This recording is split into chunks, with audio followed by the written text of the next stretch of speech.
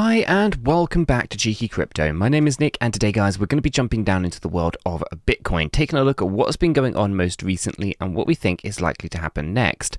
Now as I get into this video, if you find it useful and informative, smash the like button. I do appreciate that. If you are new to the channel, then why not go ahead and subscribe, tap the bell, select all the notifications, and in doing so you will be kept up to date with everything that we do here at Cheeky Crypto. And if you haven't yet joined us in Discord, what are you waiting for? Check it out, linked in the description down below. It's a fantastic community talking crypto 24/7. It's completely free and I don't think you'll be disappointed by what you find down there, so why not go ahead and check it out. Let's jump right down into the video though and take a look at what's going on with Bitcoin. So here we have BTCs paired up with USDT. We're using the BitGet spot exchange and the 1 hour time frame here. As you can kind of see, we've worked our way upwards a little bit here. We can see we have a big A, B, and C structure here. There's nothing terribly too unusual about this. We'll just give it a quick measure just to make sure everything is nice and sound as to where it kind of should be. And you can see here, it did actually push up a little bit higher than we would normally expect. Normally would expect it to be between 1 and 1.236, but it's actually just peaked up above the 1.382. But did break down quite nicely from here. So it's not a W, X, Y, X, and Z, just an overextension by the looks of it. And also within our area within here, we can also just take a look at this structure, and we can see that we came up again just above that 1.382, but again the breakdown has prevented a W, X, Y, and X, Z. You can then see that we start to have a nice breakdown. Now you can see we have a 5-wave structure over here, and this 5-wave pattern is kind of leading us down into at least coming down lower than the previous low that we had over here at 29,559. So we are expecting to break this low. Okay, now as we take a look at the structure here, it is interesting to me on a couple of areas, but really to kind of understand this a little bit more, we're going to have to come down into some of these smaller time frames. We're going to come to the 15-minute to start with. Okay, and we can see here that this looks pretty steep. We bounced and we moved straight down, and then here is really where the work is happening. So it looks like we are in a wave 3 at the moment. So it looks to me like we have ourselves a wave 1, 2, 3, here's 4, come down into 5, and you can see that we're just getting rejected on that 15-minute 50 EMA at the moment. Okay, now for that to kind of play out, we would then expect, and let me just grab hold of the correct tool for the job. We would expect price to come down towards the 1.236 and 1.618 on our chart. So we'll be talking about coming down to 29,540 to 29,617. Okay, that is basically going to fill out that first 5th wave movement. Now first is because I would say that we would have another wave 1, wave 2, all of this is a wave 3, then up and then down again. And then we complete that zigzag pattern that you'd see over this side here. Okay, and you can see it would just come down a little bit deeper than where we were previously. Okay, so that's the expectation within this one, and you can see a couple of really interesting things. Ultimately, we've just been ranging in a sideways trade here. On the 15-minute chart, you can see that we were bearish, bullish, bearish, bullish, and that's actually still holding until we lose this low down here, where we'd get another confirmation of a bearish structure, or another change of characterization anyway. Let's bring this back up into our 1 hour time frame. So we've been ranging sideways. We can see that it's just an ABC. The ABC is a little irregular. Normally you would not expect it to go above the 1.236, but in this case here, it actually peaked above the 1.382. However, the breakdown has prevented a zigzag W, X, Y, X, and Z. So for the most part, that is that.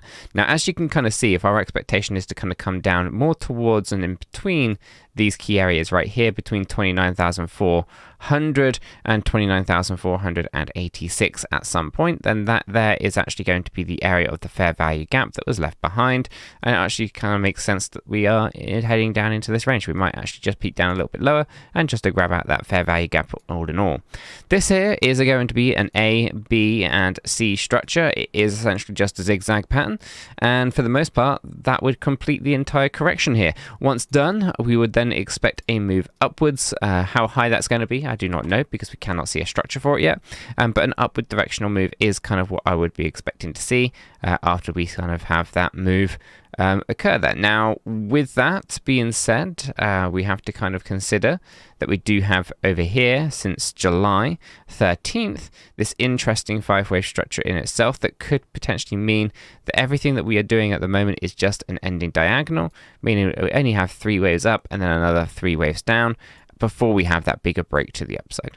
There's a few things to kind of consider within there, but for the most part, it's looking like we're nearing an end of this short-term correction. This is just the 1 hour time frame, so this stuff is not something that's going to take weeks to play out. This is stuff that's going to take hardly any time at all, and we should start to see that one working its course. Now, if I come on over into our daily time frame, this time we've actually switched over to the Binance data source, okay?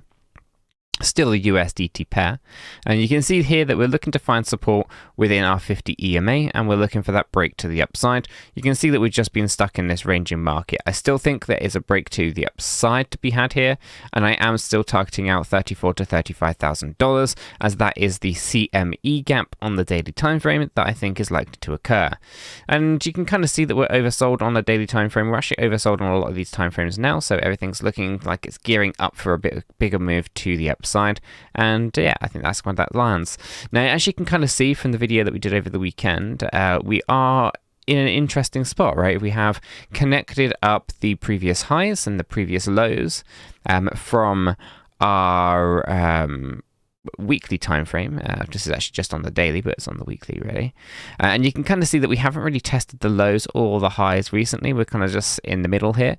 The expectation, in my opinion, is that we're going to come down more towards our lower end before we can test on the higher side. Now, if this is to be followed, and again, I will stress that it's not necessarily going to be 100% accurate, anything like that. I think this is essentially just an idea, but this would be very interesting because it does mean that we've reached the peak of the elasticity when it comes to Bitcoin. And what I mean by that is you'll see in diminishing returns over time, okay, as more and more supply of Bitcoin has entered into the ecosystem, right?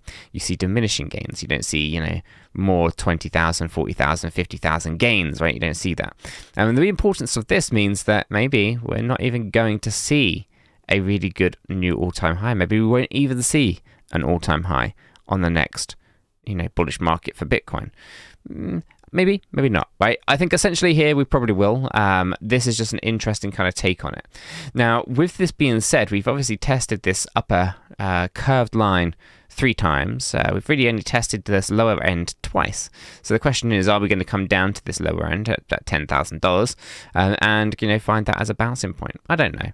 It's an interesting way of looking at it, though. I know a lot of people like their trend lines, and all that kind of stuff because they're nice and simple to understand. They're not complicated. But when we start connecting these things across these time periods, it becomes quite interesting in itself as well. So it's food for thought for sure. And I just thought it was an interesting one to kind of keep an eye on. But for the most part, my expectations are that we are going to be going up towards the $34,000 to $35,000. That's where the CME gap is, which I have here.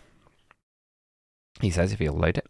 And you can kind of see, let me just bring this up, right? Our CME gap is right there. You can kind of see it. Let me go ahead and draw in a box on there so you guys can see it even clearer. Make that a little bit bigger. And we'll put it across, right? That's our CME gap right inside there. Okay, and there's also a CME gap a little bit lower in the price chart, just down here. Okay, so we know that there's also one to consider. He says if he can actually snap it in place, which I can't. Let me just make this a little bit bigger here. So we can grab that one right in here. Okay, this gap. Now these gaps are created through imbalances in the these gaps are created from different closed and open positions when it comes to the futures market, right? If the price closed at one place and opened on another because they actually close overnight, you can then see these gaps get left behind, and price wants to go back and fill those gaps out. Okay, so there's 2 kind of key gaps here. We have 34 to 35 and 20 to 21. I think we're going to be grabbing the higher ranged CME gap before we come down and grab the lower one. Okay, then of course we have that super bearish scenario because there is a CME gap. I always forget exactly where it is on the price chart. but it is significantly lower than you think. This one here? Could be this one here.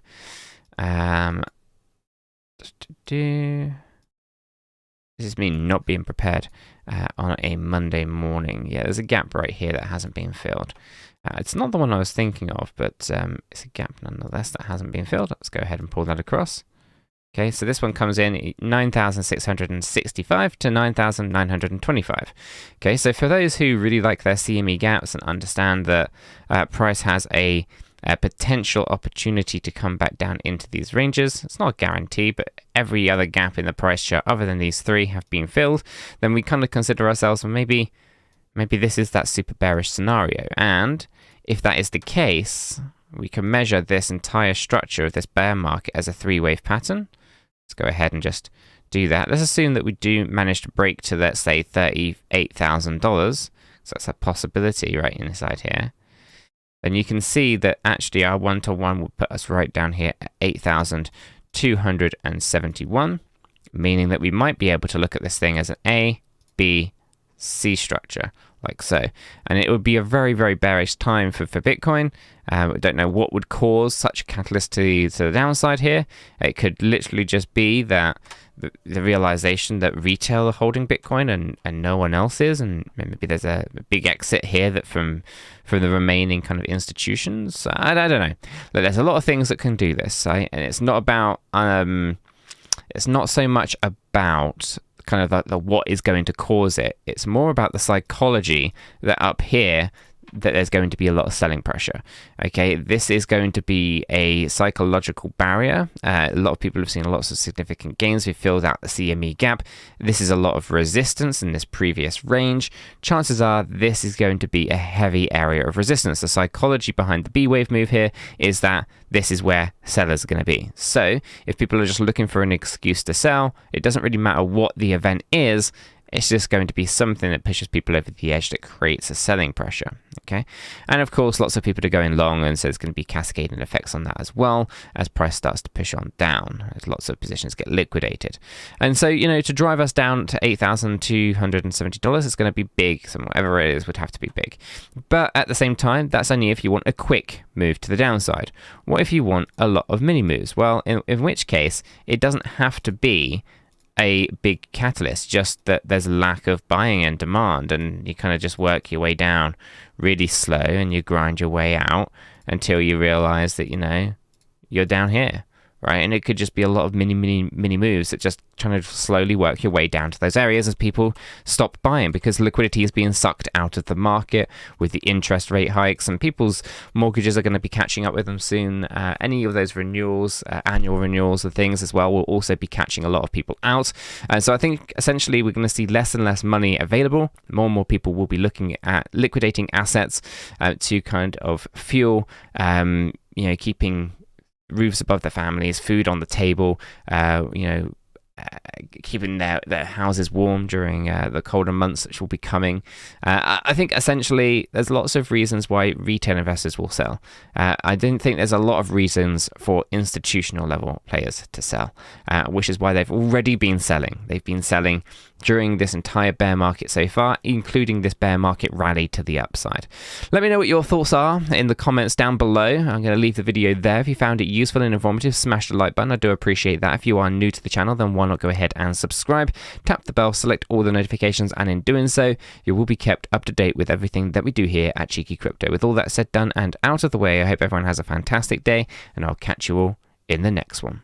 We are not financial advisors. None of what we have communicated verbally or in writing here should be considered as financial advice. It is not. Do your own research before investing in any digital asset or affiliate offers, and understand that investing in any crypto is risky. If you do, you need to be prepared to lose your entire investment. This video is for information and entertainment purposes only. All our videos are strictly personal opinions. Please make sure you do your own research and never take our opinions for financial guidance. There are multiple strategies, and not all strategies fit all people. Our videos are not financial advice.